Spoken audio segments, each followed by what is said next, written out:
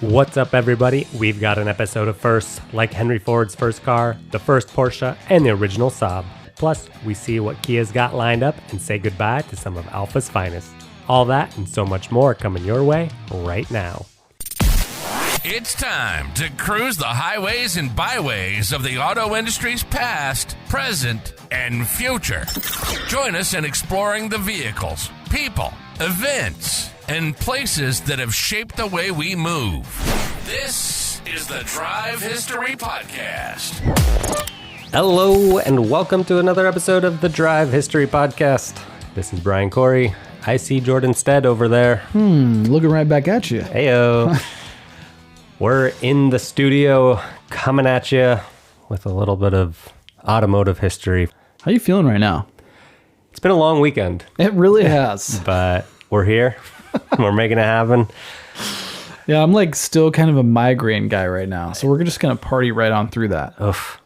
You want to drop some pills? Yeah, I actually probably have like 8 pills in my system right now, all legal over-the-counter things to counteract my migraine. But yeah, I'm way heady there. And I'm thinking that maybe the reason why I have this migraine is because on Saturday, my wife and I went to a monster truck show in Linden, Washington. I can see how that would cause this. I see. Yeah. Yeah, there's something about gigantic V8s with no exhaust and just coming straight off the headers that may really kickstart a migraine. So it was the monster trucks and not just being in Linden. I don't know. It could have been, but it's probably both now that you mention it. Yeah. But how do I paint this picture? Okay, I think when most people think monster truck show, they think like big arena, pillars of fire, big announcer, like a million. Sunday. Yeah, exactly. Like a lot of big trucks flying off big jumps.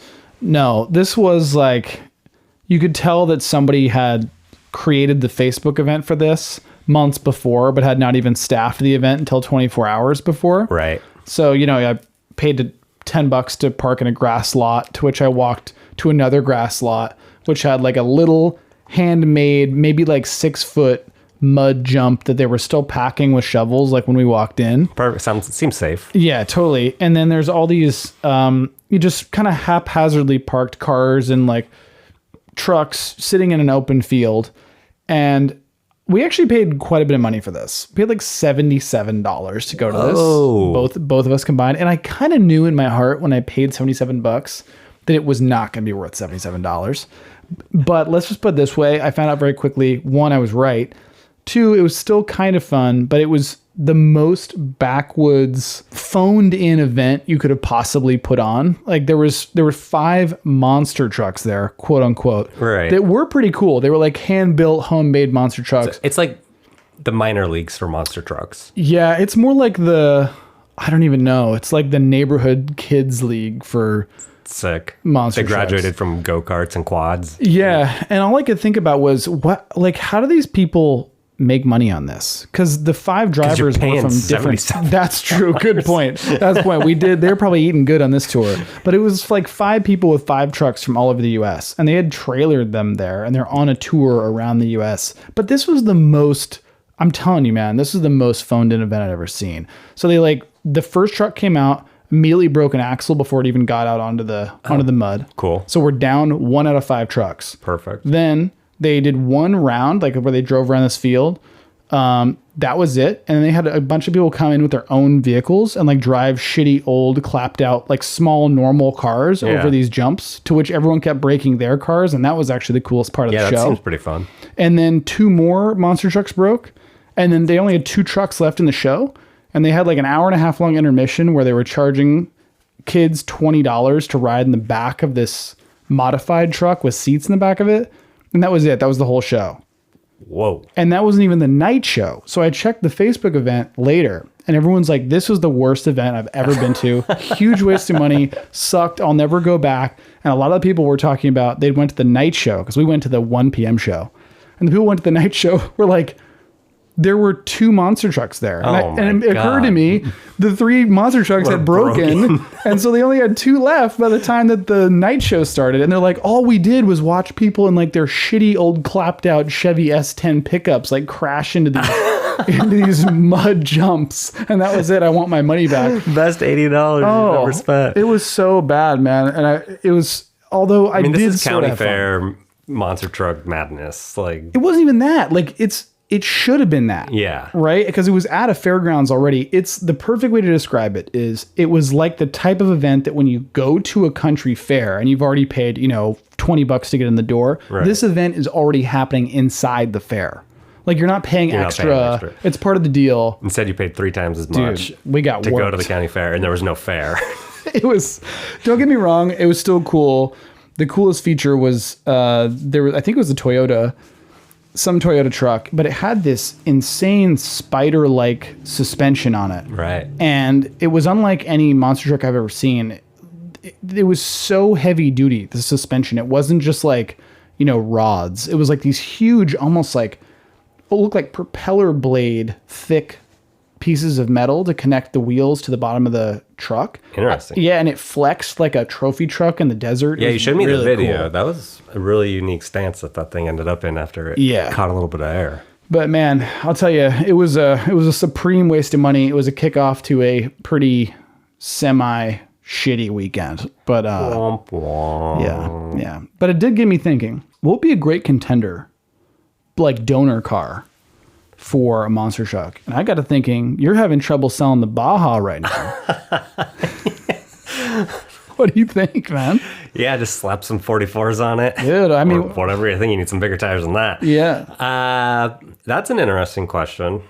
What would make a good monster truck? I mean, there's all the obvious answers, like the square body Chevys and Fords of the 80s. I feel like a lot of the backwood engineers are turning those into some pretty impressive machines.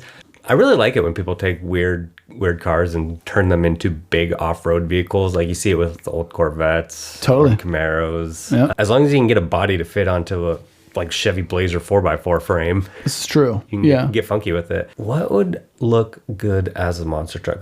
What would perform good as a monster truck? Like a Dodge Durango, like a first generation Dodge Durango. I think that'd be pretty sick because I really like the looks of those things too. Like from with like kind of wide fender flares. Totally. They're inspired by like 30s cars, which is up my alley to some degree. There you go.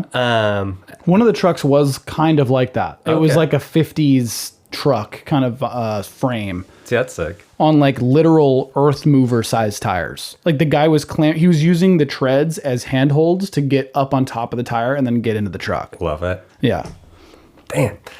Well, shout out to the OG Bigfoot. And shout out to the person who won all of the whatever they called it, like the shitty stock car racing there. It was actually just a dude in like a 1980s Subaru wagon. Of course. Of course. Slayed it. The Subaru Royale or Loyale or whatever it was. Yeah. Those things never stop. It was great. It was great. I dig it. Actually, it wasn't great, but it was, at least it made for a good story in the podcast. It was research, It was Right. research. Everything is content. Yeah. It's a write-off basically now. Hey, that's fair. And let's talk about a little bit of news here. A while back, we were talking about why are there no affordable is, a tricky word these days, but affordable vehicles these days, especially electric, right? All these electric vehicles came in at such a high price point. And it was just confirmed that the Kia EV3 is going to be coming to the US. And what's cool about this is it's this small, square, compact vehicle, all electric. It's like a modern Scion XB. It is. That's totally what it is. Yeah, electric toaster for sure. It's based off the looks of the EV9, which is the 3-row, which actually looks really badass. It's huge. It's very cool looking, all electric Kia. And allegedly this one's going to be a 2026 model. It shares that same design language with the EV9. And there's going to be a GT line, like a little more hopped up, cooler looking version. There's going to be the standard trim, of course. Some of the other features, it's going to have an 81.4 kilowatt battery and 350 miles of range, which is what I like to hear. Yeah, that's the right amount of range. And really the point of this being news is, at least to me, allegedly this may come in starting about $30K. That's huge. Yeah. For any EV, especially one that actually is proven to some degree. Totally. The platform. Yeah, this thing's sick too. It looks like it has square wheels on it, which is weird because they're all black, at least in this photo that we got. And then it's got those white accents that are just like straight lines at weird angles. And it makes me look like it's rolling on blocks. Totally. But that's beside the point. You know 30K for a 350-mile range EV is pretty solid. Yeah, and it looks good and not like a piece of shit. Right. And it's probably kind of nice inside. Right. What's what's most compelling to me about this is in my brain, because I've done a lot of research on newer cars and like what's sort of the do-it-all one car solution. I'm sort of in this camp that I believe that the Toyota RAV4 hybrid is sort of like, if you're going to buy a car for anyone anywhere that could do most things and do it well, it's probably that. It's probably the RAV4 hybrid. Those start like high 30s, I think, 36, 37, and they easily spec up to like 50 or something, I think, with the Prime. Anyway, I was like, what could best that as a alternative? And this is the closest thing that I feel like I've seen without knowing any more details. This is like a vehicle where I think if I knew that it was going to be actually 30K or even 35K, I would actually cross shop this with a RAV4 hybrid. Totally. And then you're probably going to get some sort of incentives on top of that. Right. That's going to knock it down depending on where you're at. Yep. Yeah. Kia's doing good stuff. My parents actually just bought a 2024 Kia Sportage. Hey, congrats, parents. Yeah, the hybrid version, Nice. all-wheel drive. It's sick. It's like 38 miles per gallon. God. They got I forget what the color is called, but it's like a dark blue color. Yeah. And apparently it's really hard to get that color. So they swooped in on an option. They drove like 2 hours away to pick this thing up. Dang. Sunroof, all the bells and whistles. Right.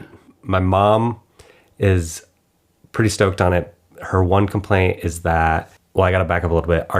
The driveway at my parents' house is kind of long, and she would always pop the door open and look down the driveway instead of just using the mirror, because that's just what she's done for the 25 years that they've lived in this house. If it ain't broke. Right. And so, but when you open the door on this car, it puts it into park. So she can't do that anymore.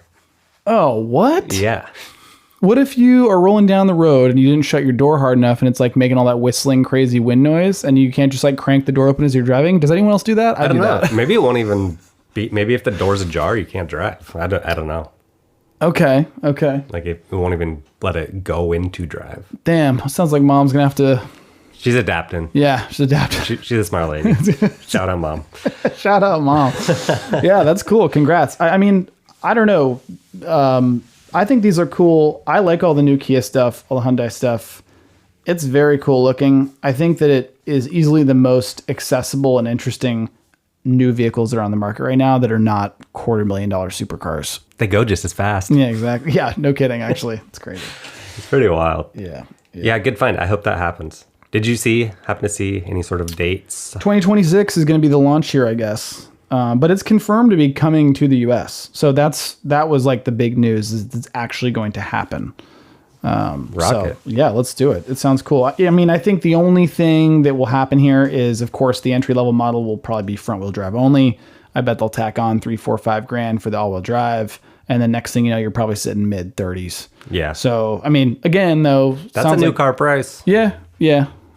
And I don't know. I just, for some reason, that RAV4 hybrid cross shop thing is like very important to me. Because every time I go and look at new cars, I just think to myself, but is it a RAV4 hybrid worth? Like, is this car worth the same thing that I would pay for a RAV4 hybrid? That's a good model to use. Yeah, it sucks though, because nothing is. You're like, it just doesn't make sense. All roads lead to a RAV4 hybrid. All right, I'll see you at the Toyota dealer. I know, God. Yeah. Well, check it out. We're talking about what's coming. Let's go back to the very beginning of the automobile, essentially. Take me back. Way back. It's a Brian fact. Yeah, we're in the 1800s, folks. We're kicking this week off on June 4th, 1896. Henry Ford test drives his very first car, which he names the Quadricycle. It features a 4-horsepower 2-cylinder that put power to 4 bicycle tires. Yeah, I mean, he just built this thing in the shop at his house. Mm-hmm. And while he was an engineer for the Edison Illuminating Company of Thomas Edison fame, he was friends with Thomas Edison, which is pretty interesting. Sick name drop, by the way. Thomas Edison. Yeah, he's like at the club. It's like, you know who I know? Check out my dude over here's got the section. Bottle service. Thomas. He's the only one with a light above his booth. That's such a dumb fucking joke. I love it. Everyone else is just completely in the dark. Oh, there's Edison with his light bulb. I'm over here burning myself with my candle. Oh, I love that. He sold it for $200 and would go on to build 2 more in 1899 and 1901. and ended up buying it back a few years after that original one for $60, and it's still in the Henry Ford Museum, which is pretty wild. Yeah, can we talk about the one thing that's jumping out to me here is quadricycle. Okay, I get it. Four bicycle tires, but a bicycle has 2 tires on it already, so why is it not just like the double cycle? Because Latin and English don't combine. Latin. I don't know. Oh, Henry. All right, good shit. Yeah. I like it. Man, I want to talk about how I might buy a Oldsmobile of the same era. I think you should talk about that. I don't know. I don't think I'm actually going to buy it. It's way out of my price point, that Is that all? To buy a completely useless car. It's just the price. It's not the fact that it's 2 fucking bicycles strapped together. No. Okay. There's a 1903 Oldsmobile Curve Dash, like an original one, for sale in our town. And it's won like Hershey Awards and all this stuff. And it's like a really beautiful car. And it's priced at about $40,000, which seems really reasonable for what it is, surprisingly, because all this like brass era, early pioneering automobile stuff it goes for quite a bit from time to time because of what it is. And $40,000 is a lot for any car, but especially one that is completely useless and impractical. Doesn't even have a windshield on it, right? It doesn't have anything. It doesn't even have a steering wheel. What completely useless car would you buy? Damn. I think I'd maybe buy one of these quadricycles and we could drag race. I like it. All right. Stay tuned, folks. For the slowest race in the world. Going 7 miles an hour. Oh. June 5th, 2023. Mitsubishi announces a hybrid version of its international selling Expander SUV. I'd never heard of this, but I came across this little fact. It's based on the Mitsubishi Outlander, which we do have here. Yeah. But the hybrid Expander is equipped with a 2.4-liter engine connected to a CVT transmission with electric motors on the front and rear axles. So, okay, one terrible name, Expander. That's what I thought.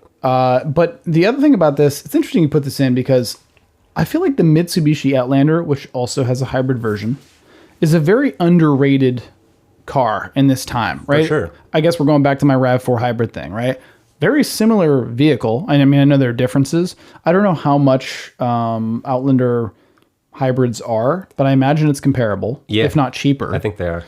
And you don't see them a lot, but I think they look kind of cool.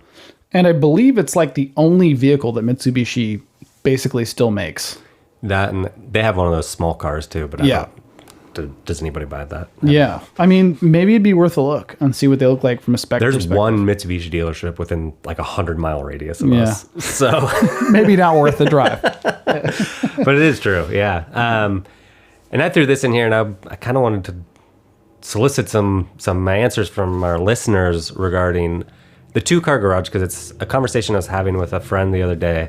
Like, what 2 cars could you have in your garage that just makes sense in terms of practicality, fun? In my mind, it's like an all-wheel drive SUV and a sports car. Yeah. But I'm sure there's more options than that. Yeah. Yeah, I'm kind of in the same boat as you. I think right off the top of the dome, I think like a 3-row modern SUV, preferably hybrid, maybe electric like an EV9. But I think something like a Kia Telluride would be a great sort of all-around car. For sure. When are they going to make a hybrid of that? God, they're going to sell a zillion. They're already selling zillions of the Telluride. If they make a hybrid, which they will. It's coming. It's going to be selling like crazy. But yeah, like a 3-row SUV. And then I was thinking something like, like a modern BMW X-Drive, right? So you can turn off the all-wheel drive. You can still have all-wheel drive. So it's still a daily. You can still do stuff in it, but you can also still go to the track and have fun. And I thought, how else can we stretch this dollar like a hardtop convertible, right? Like the kind that folds into the trunk. Yeah. And that way you get the best of both worlds. You can do the summer car thing while you can also still drive in the winter regardless of weather. That's a pretty like versatile 2-car solution. I like that. That's a good answer. I mean, yeah, I was definitely on the SUV or maybe a truck. Sometimes I go with the truck thing, like the Toyota Tacoma could be a good option. All-wheel drive or 4x4, I should say. But yeah, I was struggling with the second car, like a fun wagon, because, can't get off the wagon track. But also, like, can I just get like a Porsche Boxster? But is our budget unlimited? Because then I'm just getting a... Yeah, it is. Yeah, Oh, it should be. Yeah. whatever the most expensive Ferrari is right now. I'll just take that. Ooh, since you mentioned it, I might have to say the Ferrari FF, which is the shooting brake wagony Ferrari that's all-wheel drive and so beautiful. V12, it's incredible. Legend. One of my favorite modern-ish Ferraris. I love the name shooting brake too. I know. It's so much cooler than That's what that Volkswagen else. Fox is, really. It's a two-door wagon. It's a shooting brake. That's true. Yeah. Tell them about this. Why are we talking about this? What are we talking about? Of course, perusing Facebook Marketplace, just came across a 1988 Volkswagen Fox, which I'd heard the name before, but I didn't really know what it was until I saw this picture of it. It is just a two-door wagon. Like, it's an elongated rabbit to some degree. It's cool. Yeah, I dig it. Super unique. Two-door wagon. Makes kind of not a lot of sense, but definitely makes a lot of cool sense. Yeah, and that's way more important to me these days. Totally. As we just talk about the best two-car garage. Give me something impractical but cool. Exactly. Moving on. June 6th, 1925, Chrysler is founded. We've talked about Walter Chrysler quite a bit, but he made a fortune working at GM before he was hired by Maxwell Chalmers car company to try and save their brand, which was fledgling in the 1920s. And instead of saving the company, he just reorganized it into Chrysler. Nice. Slapped his name on it and let it ride. Nice little corporate action for you right there. I love it. Love the energy. Right? Damn. June 7th, 2021. Fisker announces plans to produce a carbon-neutral vehicle by 2027, 2 years prior to releasing its first production car at all. So when the Ocean debuted in 2023, their carbon-neutral plan calls for working with manufacturing partners, Magna International and Foxconn Technology Group, as well as local suppliers, to source recycled materials and remanufactured parts. They go on to mention that the plan includes partnering with logistics suppliers that use rail and electric-powered forms of transportation, and developing a home charging station that is climate neutral. That was a lot of words. It was a lot of words. I didn't need to read all that. But I just love how Fisker was planning so far ahead, even though it's not that far ahead. 2027 is not that far. Right. And they said this in 2021 before they'd done anything. Like, they just were building their brand before they even put out a product. Yeah, and things are not going well. Yeah. Although the Ocean's kind of sick. Yeah, they look nice. From a visual standpoint. I saw one on the road the other day. I've seen them. I've seen them around. The only thing, though, that kills me about it is that all I think about is scissors. Scissors? Yeah, like Fisker scissors. What? That's like the most famous brand of scissors. All I can think about is like when I was in elementary school, you always had to buy like a pencil box, for every grade. Like the blue plastic scissors with the dull. Fiskers. Those are Fiskers. Funny. And so I'm like, it just feels... Is that where Henry Fisker made his money? Probably. Scissors? Who knows? I mean, I would think so. It's the only Fisker situation I know. That's funny. Yeah. That'd be a good name for a car, the Scissors. Totally. The Scissors XT. Yeah. June 8th, 1948. The first Porsche debuts, the Porsche 356-1. This thing is beautiful, in my opinion. Okay, so before I tell you more about it, they have one of these, or they had one at the Peterson Museum. And, there can only be one 356-1, right? Well, no. Apparently they built a replica, Porsche built one, and they won't tell you if it's the real one or if it's the replica when it's on display in different places, because one is at the Porsche Museum, one will be somewhere else. Right. And so you never know if you're seeing the real one or not. Okay. Which is really strange. Yeah. I mean, I get the logic, but it's also deceiving. A little bit. Yeah. Anyway, the Porsche 356-1 was a handcrafted aluminum-bodied roadster designed by Erwin Komenda, and it was powered by a 4-cylinder, 40-horse, mid-mounted air-cooled engine out of a Volkswagen Type 1. Of course, Ferdinand Porsche had a lot to do with developing the Volkswagen, and so they were just borrowing parts from wherever they could to put this thing together. So it was on June 8th, 1948, that Ferry Porsche, Ferdinand's son, took the car on its first test drive after they received its registration. And this led to the production of the 356, the first serial produced Porsche, which they would build until 1965. And I think they built more than 75,000 of these until it was replaced by the 911. Wow. The coolest part about this to me is not only is it a beautiful car in general, it's this very, I don't even know how to describe it other than just saying it's very Porsche-esque. Like you can really see the lineage 100%. beginning here in this car. The lines, the circular headlights. By the way, 6 Steelies, by the way. Right? Again. Yeah, the Steely situation. Yeah, like the red interior, so cool against the aluminum. Right. You can just see the lineage beginning here. I think that's really cool. Yeah, they've maintained their brand very well for a long time. Well, since the beginning. Yeah, it's awesome. June 8th, 2002, the new Mini Cooper S goes on sale nearly a year after the new BMW version of the Mini hits the market. So it included a supercharger intake system, which I thought was interesting, as opposed to the later generations, which all have a turbo. Yeah. So I don't know why they made that switch. Yeah. Well, I think the turbo makes more sense, possibly just for the low end torque, like the daily driving and the feel of it for most people that aren't like winding it all the way out to the top of the rev range. But it is interesting that they opted for a supercharger, especially such a little tiny supercharger and such a tiny little engine. But makes it fun. Yeah, I've heard great things about that era. Not that they don't. Not that they work well, but that they're cool and fun to drive. Well, I had the second generation, the R56 Clubman S. Yeah. And that car was a ton of fun to drive. Yeah. It did give me a little bit of trouble, mostly in the like suspension and like things like that. It was a rough ride, honestly. Yeah. Not very comfortable. Did the middle mounted Speedo annoy you? Nah, I got used to it pretty quick. Yeah. I kind of bought that car because I've always been on a like quirky kick. Sure. And it just didn't seem like it was something on the road all the time. And now I see them everywhere. Yeah. But I want one again, honestly. I feel like the newest and like last generation of these minis I'm seeing a lot more of. Yeah.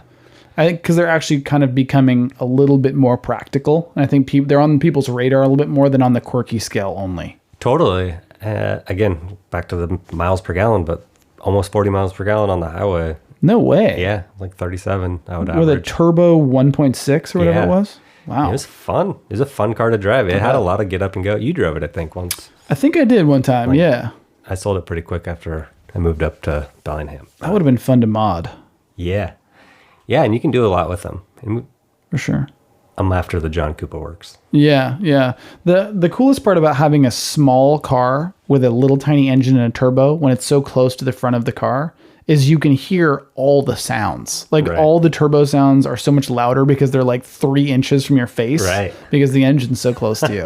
Like that was like how that was in my Abarth. It was just the turbo, like the blow off was so loud, and it's just because of the placement of where it was. It's just so close to you at all times.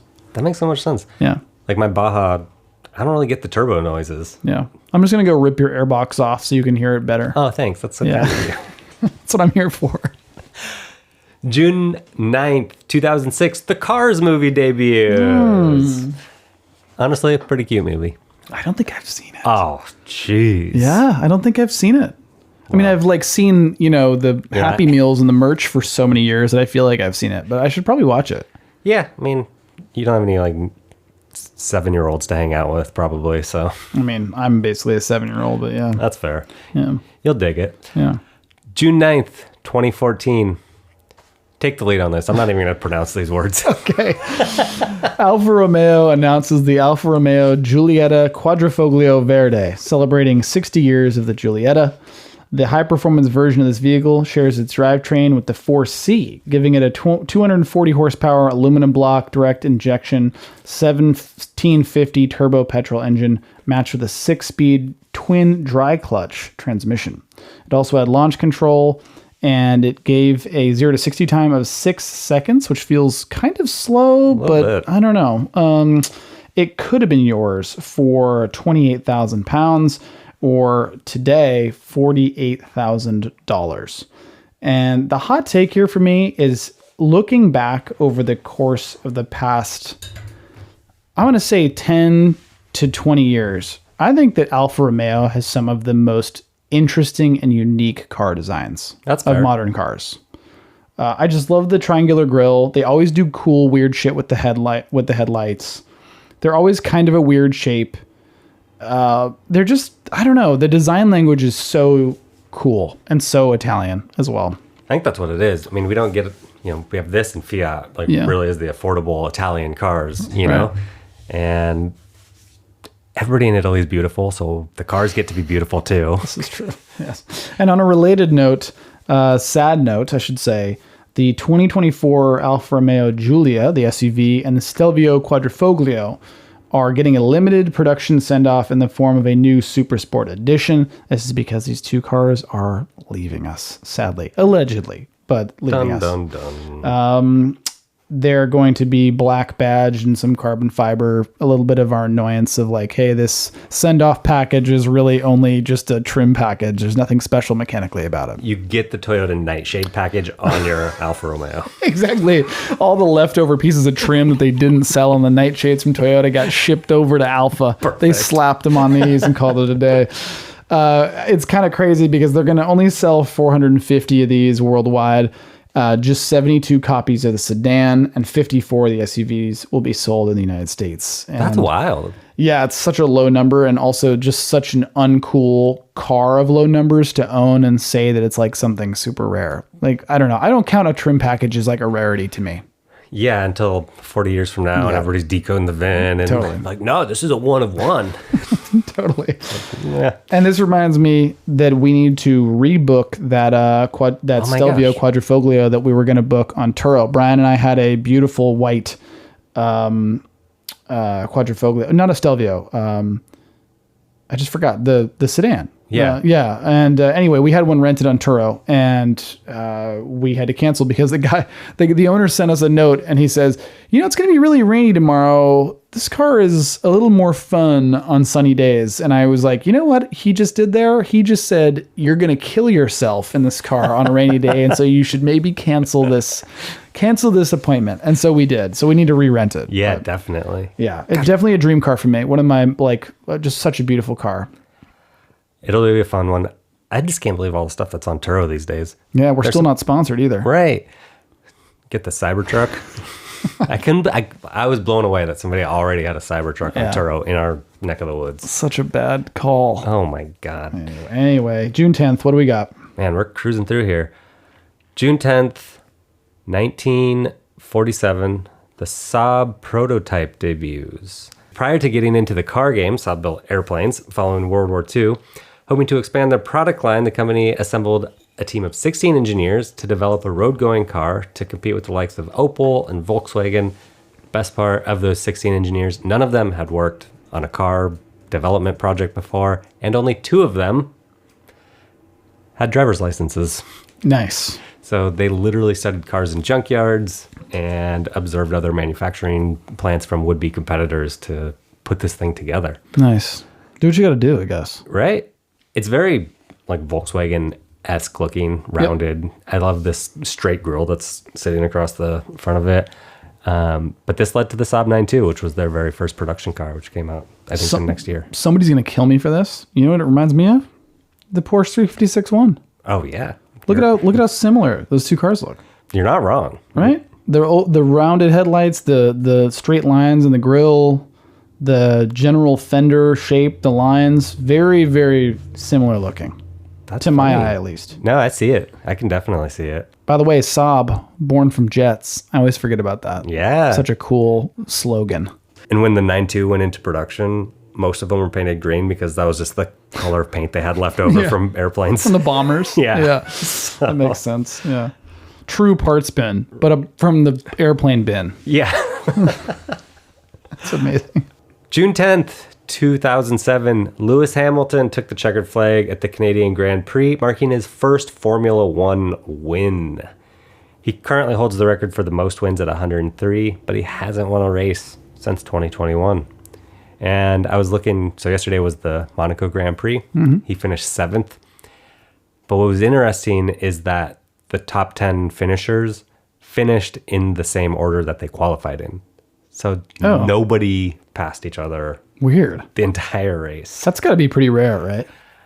I don't know, because we had mentioned before how Monaco's so narrow, it's so hard to pass. But I didn't look into the previous years of it. Yeah. But it doesn't even seem very exciting. Like, yeah. You're just watching cars go in a circle at that point. Yeah. like it's a slot car track. Yeah. That's strange. We really cruised through this one. Yeah, I love it. Less is more, you know? I think that's true. Yeah.